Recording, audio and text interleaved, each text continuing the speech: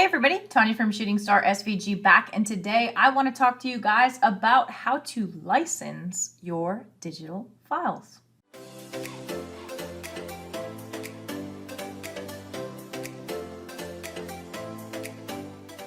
So if this is your first time here, go ahead and click on like and subscribe below, as that does keep me motivated to continue making these videos so that way you can grow your business and change your life. I was scrolling through comments the other day on YouTube, and somebody had made a comment about how nobody talks about licensing and the license types that you can provide on your digital artwork. And I thought about it and I was like, I don't have a video for that. I'm going to make one. I'm going to be pretty high level on this. You can get into a lot of nitty-gritty details. So if that's something that you want to do and you're trying to create your license to include with your files, go on over to the Facebook group and join up. We have a community of like-minded individuals who are looking to grow their semi-passive income with digital downloads, and we're more than happy to help you over there because you can really get into the nitty-gritty with these. And it's hard for me to address comments in these videos because everything is kind of like a case-by-case basis depending on what you sell. And because I sell like SVGs and things of that nature, it's a little bit easier for me to deal with. Other people that deal with like clip art and wall art and things of that nature, it can be a little bit more difficult to craft those license types. But I'm going to go ahead and just go through those different types of licensing. It's going to be a lot of me talking, but I am going to show you some really useful information towards the end. Make sure you go through all of this video because these different license types are critical, because if you don't have these set up either in your description or as a separate PDF that's included with your files, it can really bite you in the butt later on down the line. Okay, so it's very important to make sure that you have these in your shop and situated. Okay, so the first type of license that a lot of people will provide, and this is it, this is the bare bones minimum, is a personal use license. And a personal use license is exactly how it sounds. That means you go and buy a file, or your customer buys your file. They are allowed to use that file to create products for their own personal use, whether that is in their home or to give as a gift. They're making zero profit off of the end products that they create with this. And sometimes people will limit how many products a person can make with a file for personal use, but I don't see that very often. So personal use is something that is not profitable. You can utilize the file for your own personal use, whether that is in the home or providing gifts or whatever it may be, okay? Zero profit. The second license type is a limited commercial use license. And this limited commercial use will allow people to sell products for a profit, but it is capped off, okay? So what do I mean by that when I say capped off? Usually in the terms of limited commercial use, somebody will say, hey, I'm providing this SVG file for you to utilize on end products. You are allowed to sell 100 copies utilizing this design. So what that means is if Sally goes and makes 50 t-shirts, 25 tote bags, and 25 coffee mugs, and the limited commercial use license is only there for 100 products, once she sells those products, she can no longer use that file to create a profit from end products.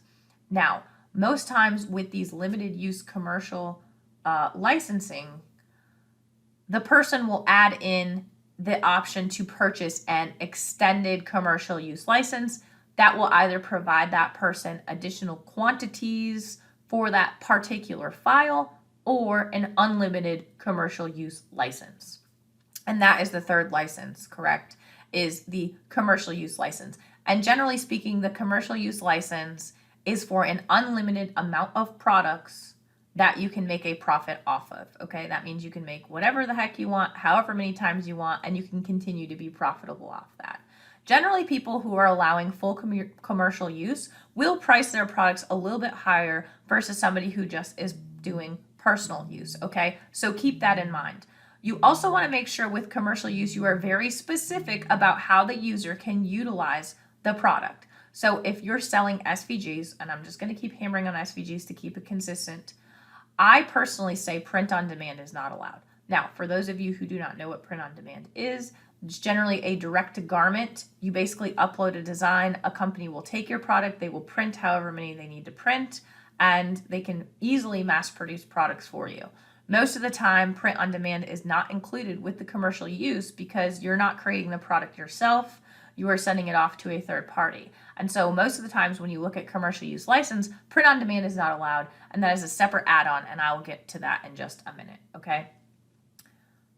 The thing that I want to touch on before I get into print on demand is that most licenses do not allow the resale of digital products in their native form, okay? So if you're selling an SVG, somebody can't just take that design and go sell it somewhere else. The purchase of the file does not mean that they can sell the digital file. It's very important you make that clear in your license terms and conditions, your terms of use, because some people will still go and do it anyway, all right? I think that you get this more with some SVGs, but a lot of the times with clip art. You have to be able to perform some sort of transformation for it to be able to be used in a resale situation, okay? Somebody could take some clip art, put it on I don't know, a wall art or something like that in its original state, and that's not allowed because somebody could easily extract that, okay? You want to make sure that everything on that is clearly stated in your digital product, okay? And I'll go over to design bundles in just a second so you guys can see their transformative guidelines, and I think that's a really good basis for most people to use. It's very clear and concise. Print-on-demand licensing, like I said, is always a very separate thing, and either you will allow it under your commercial use license or you will not, okay?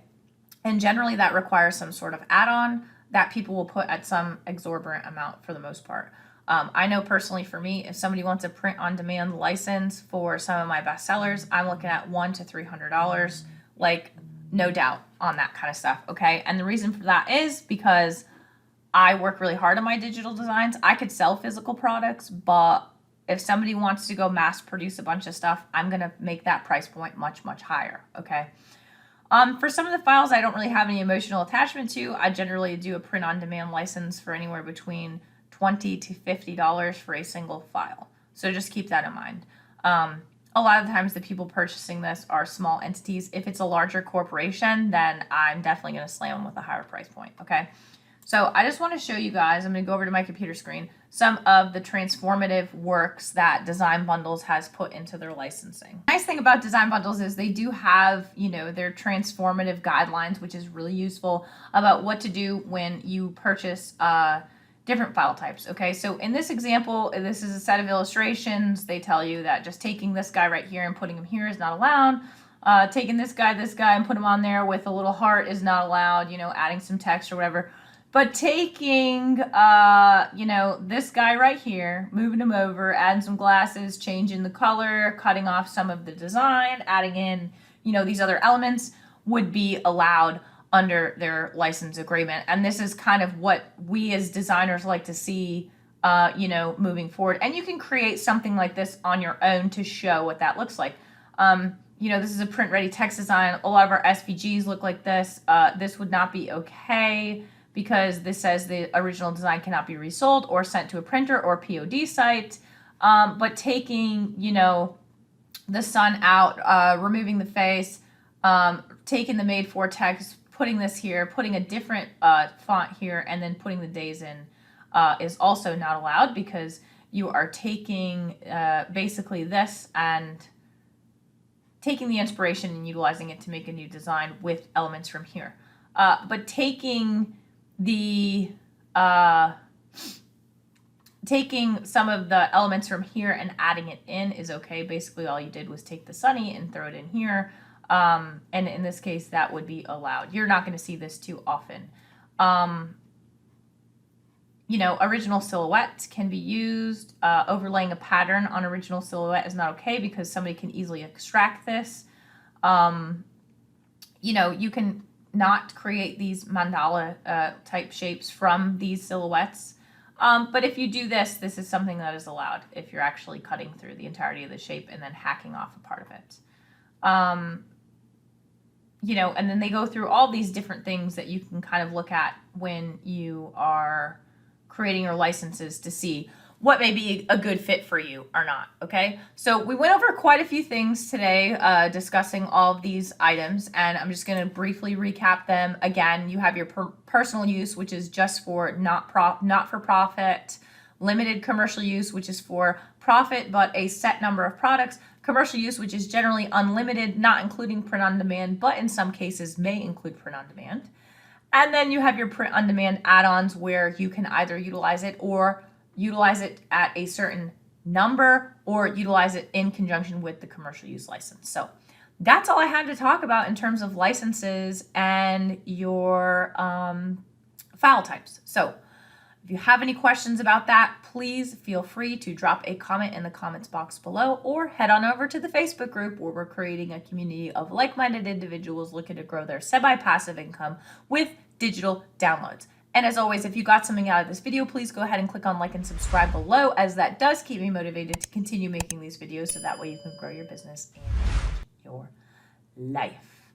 Like I said before, don't hesitate to reach out, and I will catch you all on the next video.